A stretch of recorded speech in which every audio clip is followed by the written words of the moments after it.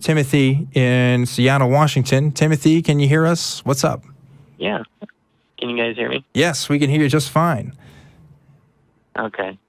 My question was, how do you view other religions? And this was directed more towards Ocean. And just kind of, the reason I wanted to ask this question was because I was talking with a friend about violent interpretations of different religions and, how we should approach them.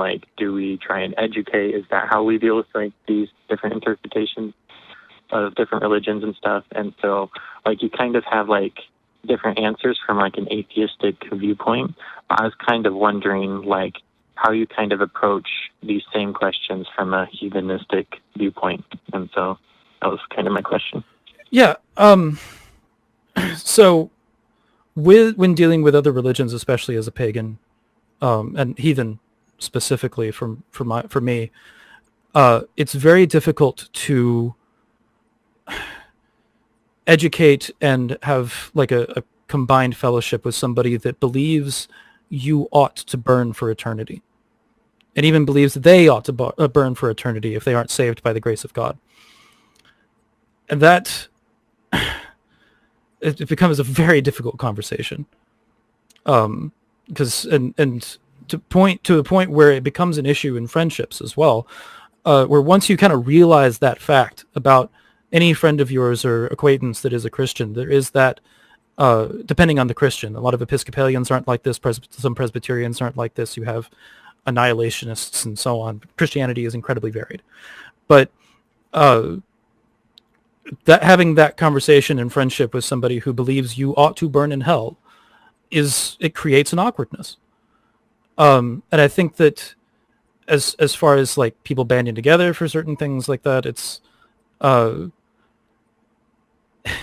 it creates an issue that doesn't really quite show up with pagans and atheists, because atheists don't believe that you should burn in hell generally. Maybe some of them do, but some of them do, maybe, but yeah, but generally that's not the case. So there's a potential for education and sharing a fellowship between that line of communication. But when you get into monotheistic religions that have exclusive practices and a reward punishment eschatology, being this end of the world stuff in which all the detractors are thrown into the molten lava or lake of fire or whatever it happens to be, that conversation, there's a barrier there that's very difficult to break, and that barrier can only be broken with conversation, but it's a difficult one. It's one it's very challenging in order to approach.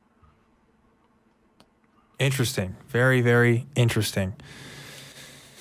Sounds like it's pretty similar to what some people in the atheist community find as far as having conversations with people who are on literally the exact opposite spectrum of where we are. It's hard to kind of educate people or explain your thought process behind things if people aren't taking you seriously from the get-go.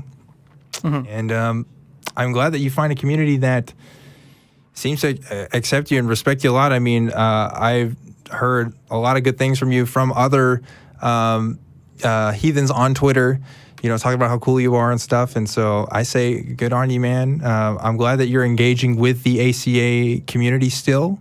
And I hope you feel like you still have a place at the table. Hopefully we'll see you around on Discord and stuff as well. Oh yeah, absolutely. And I continue to hang around. I like the conversation. There's a reason why I've been involved in it for this long. It's something mm-hmm. The puzzle is interesting to me, and I find spirituality to be a really interesting puzzle, and discussing it is a really interesting puzzle. And discussing it honestly gets more interesting once there's concessions of its legitimacy.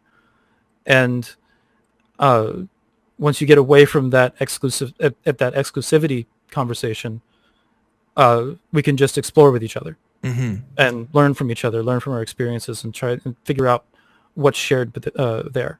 Can I ask? Because I think that spirituality is it's a really important part of being human.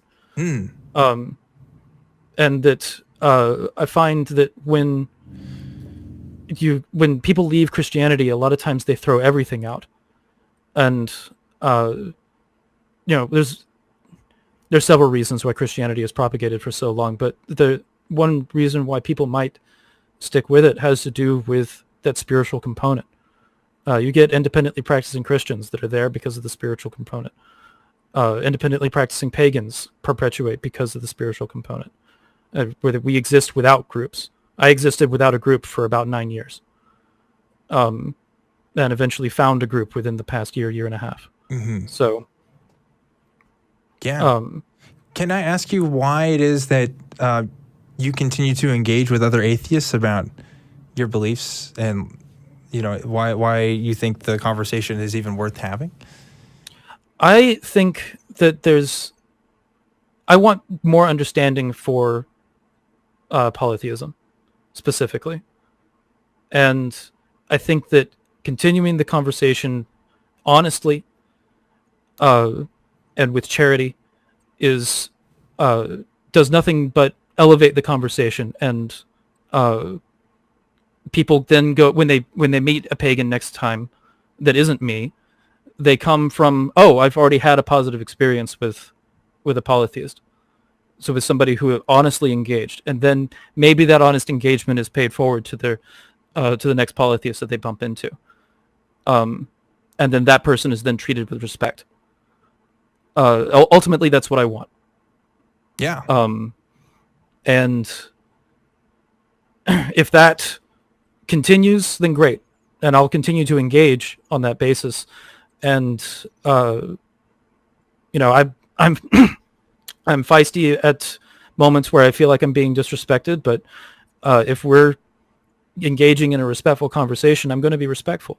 And I think that mutual respect and understanding and charity in conversation is valuable, especially in a conversation such as spirituality, where we're dealing with so many unknowns.